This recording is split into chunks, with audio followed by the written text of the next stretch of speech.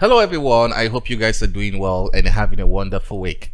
In this video, I will be showing you my process for how I created this character. This was based off a concept art by Mr. Cedric. He's a concept artist who you can find on ArtStation, and I'm going to put his link in the description if you want to check out some more of his artwork and give him some love. In this video, we'll be looking at how the process of getting this from the concept stage, gathering your reference, sculpting, and getting into the presentation stage. So if that's something that you've been interested in, let's get started. For the reference, I would usually start from the base concept and look at it and analyze it, and for those areas which I cannot really understand or I need more clarity, then I get several references for those particular region. So those that instance will look like the anatomy of the character, things like the hands, basically simple shapes for the head. Eye close up. I usually have tricky time with the ear part of the human anatomy, so I get lots of reference to inform my decision when I'm sculpting. I also get anatomy for the face to just make sure I'm working close to what you would expect in a believable character. This character is also somewhat based off it has a lot of stylized feature, and for that I needed like an anatomy for stylized character to kind of guide some decisions, even those that I cannot see or you cannot see, but it will play a big role in understanding how you approach like a stylized character, even though we are retaining some realistic details. For the eye regions, I needed some reference because some things were not so clear, so I gathered lot of reference of older males with wrinkles in their eyes. This would help inform the character creation process. Also for the back of the hair, just a generic one to serve for this character. Importantly, what I also do is to get related 3D artworks that were successful in showcasing a particular art style or concept. And for the Dishonored series, the best reference will probably be from the Dishonored game. So getting how they handled creating a stylized human shape while adding details.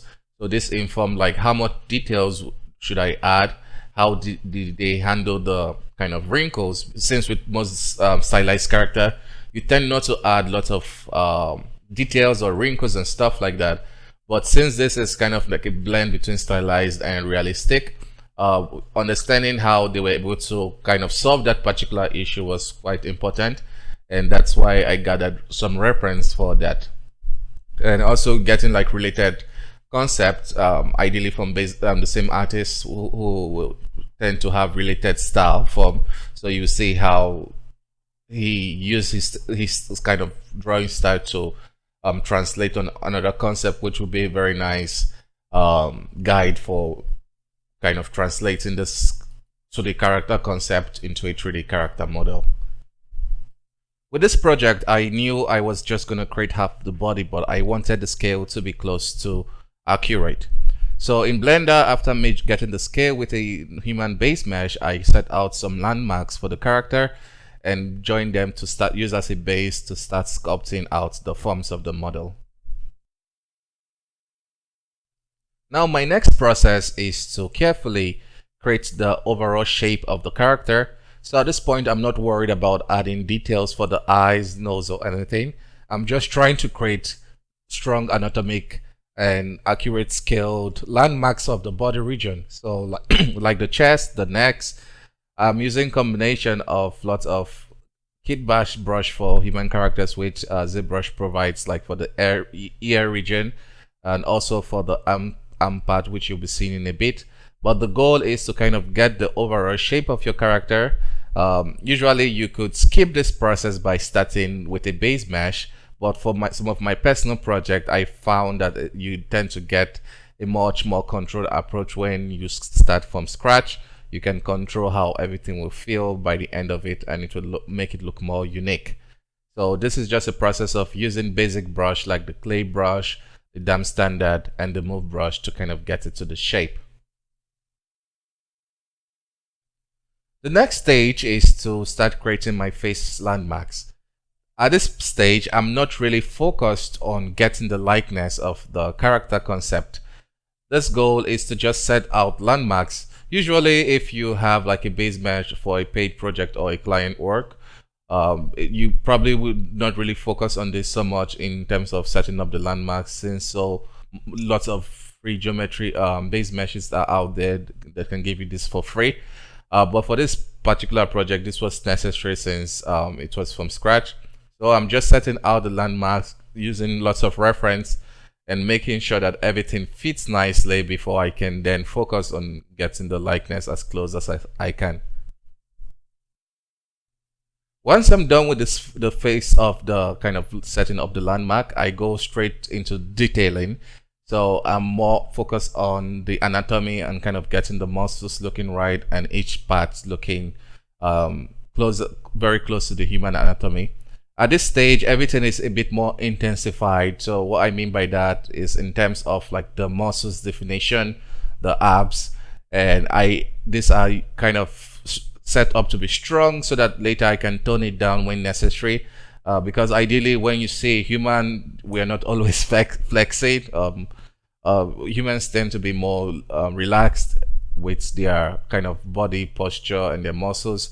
But just kind of getting the strong muscle definition is kind of like a nice guide, so that when I start reducing and toning things, that I know that it's based off a nice structured form.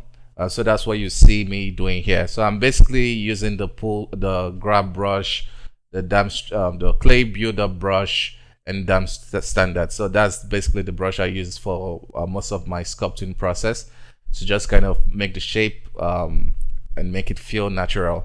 So part of the reason why I did use a base mesh was mostly for the body part, because with most base mesh, you're kind of stuck with kind of the body structure of the character. But for stylized, sometimes you get bigger muscles, bigger shoulders, bigger chest, and I found that it's just easier to control it at this stage.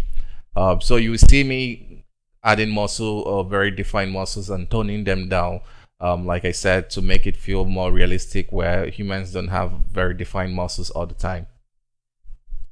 To clarify what I meant by most base mesh are stuck with structure is, for example, the perspective which the model was created might affect how it would look, because perspective and modeling is something people don't talk about so much when creating characters, but it probably will affect how intense your character feels. So that's just clarifying that.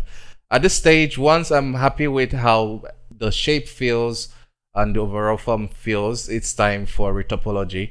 So for this particular project, I just retopologized the face inside Blender. It's easy to kind of translate transfer files if you're using this add-on GobZ, I think, for Blender and ZBrush. So it's a nice way to send files quickly. But I found, or basically my workflow, retopologizing the characters, especially the face, even for a personal project, gives you better control for certain regions and makes it easier for you to edit certain things. So we skip ahead into several parts where I have created the clothings and I've imported the retopology and transferred the details onto the cleaner mesh. And now I'm adding all the details, all the secondary details like the lips fold, the wrinkles. I'm adjusting all the wrinkles. So you're basically focusing on how like the secondary shapes influence the primary shapes while retaining the primary shapes overall. So the face structure has to remain consistent even with all the wrinkles. Obviously, this will be based on your own character. Next, I pose the character with Blender. I rigged it, a very quick FK rig to just easily move things around. You could easily do this with ZBrush using the transpose tool, but I found it easier when working with multiple assets and trying to get realistic placement to kind of use traditional rigging. So it varies for several projects, but for this project it was personal and I had a lot of time to do that. You would notice it's probably not so obvious, but most of the body part has been scaled, like the arms feels more bigger to match the concept closely. Hopefully we can see that soon, but the goal is to stay faithful and to get the feeling which you get from the character concept art, which is the goal for most projects. You're not trying to really create reality, you're trying to emphasize it basically. And I think I was kind of successful with this project in that aspect. So now it's just the fun part of adding details, looking at reference, and making sure, of course, that your details or your tiny details don't outshine. So once I was done with the sculpting and all the details, I baked out all the information from ZBrush and brought it into Substance Painter, where I set up all the textures. I was trying to attempt a new workflow for this particular project where I import all the assets and texture it in one file inside Substance. Usually I texture it individually with Substance, but I wanted to try a more PBR approach where I just import the final texture into Blender for the final shading and rendering. And it was quite fun and a success. The payoff really is in Blender when you're finally trying to shade it and render. Right now I'm just showing off some of possibilities. You could really adjust the skin and play with so just basically the controls that Substance gave you. So in Blender I also groomed the character using Hairbrake, but right now you're seeing the displacement map setup. So I did real geometry displacement with the displacement modifier just to get the exact form and shape from ZBrush into Blender and make sure everything looked one-to-one with what I ended up with in ZBrush. So to make sure that you're getting exactly what you inputted, so the result stays consistent. For the hair, which I used Hairbrake, which is an add-on I created. By the way, if you have a copy of Hairbrake, please update. A lot of new features has been added to it, and you'll be really happy how much stable and how more user-friendly it is. So just showing off some new nodes and features that were added. And yeah, so this was rendered using Cycles with simple light setup. I used the tree lamp setup where you have your key light, fill light, and rim light. I also used some HDR for reflection and just an overall ambient light. But the lighting setup was pretty straightforward. Obviously, looking at the concept art, it didn't give much details for the lighting, so I had to kind of come up with a custom one for this project, which is typically what I use for my character presentation.